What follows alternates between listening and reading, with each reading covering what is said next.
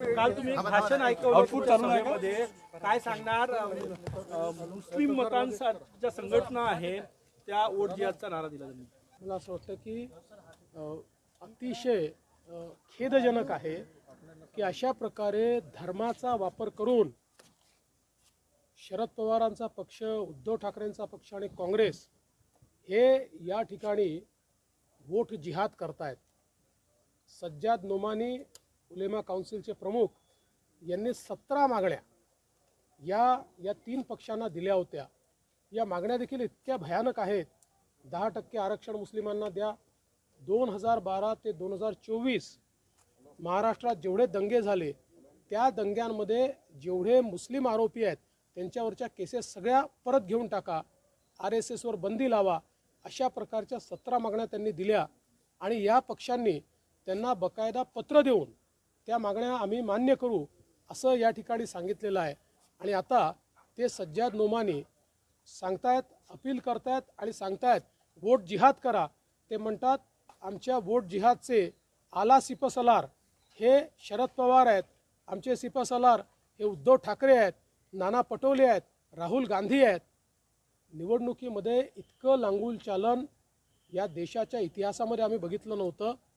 एक प्रकारे केवळ पोलरायझेशन करण्याकरता, अल्पसंख्याक मतं मिळवण्याकरता अशा प्रकारे जर या ठिकाणी हा विरोधी पक्ष महाविकास आघाडी काम करत असेल तर त्याच्या विरुद्ध आपल्याला निश्चितपणे सगळ्यांना एक व्हावंच लागेल.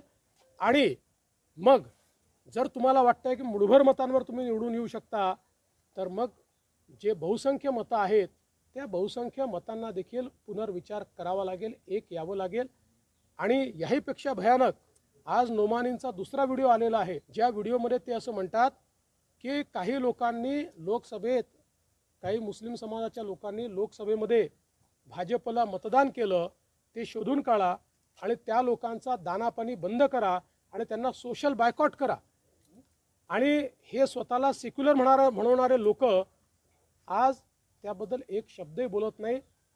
ही जी एक प्रकारचे एक्स्ट्रीम पोलरायझेशन करण्याचा प्रयत्न हा जो काही महाविकास आघाडी करते त्याला आम्ही निश्चितपणे उत्तर देऊ. उद्धव ठाकरे सोशल बायकॉटिंग ही नवीन प्रकारची अस्पृश्यता निर्माण करण्याचा प्रयत्न केला. हा गुन्हा आहे.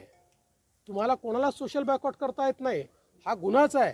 म्हणूनच किरीट सोमय्यांनी आता त्या संदर्भात एक इलेक्शन कमिशनकडे तक्रार देखील केलेली आहे.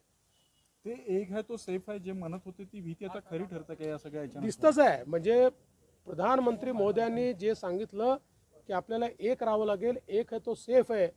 आज काँग्रेस जाती जातीमध्ये विभाजित करण्याचा प्रयत्न करते आणि दुसरीकडे महाविकास आघाडी आणि काँग्रेस मिळून आपल्या सगळ्या जे काही मुस्लिम समाज आहे त्या मुस्लिम समाजामध्ये एक्स्ट्रीम पोलरायझेशन करण्याचा प्रयत्न करून ही निवडणूक ते जिंकू इच्छितात. त्यांच्याकडे या निवडणुकीला मुद्दा उरलेला नाही. त्यांनी कधी विकास केला नाही, ते विकासावर बोलत नाही, त्यांच्याकडे रोड मॅप नाही. त्यामुळे फक्त जातीवाद करून ही निवडणूक जिंकायचा त्यांचा प्रयत्न.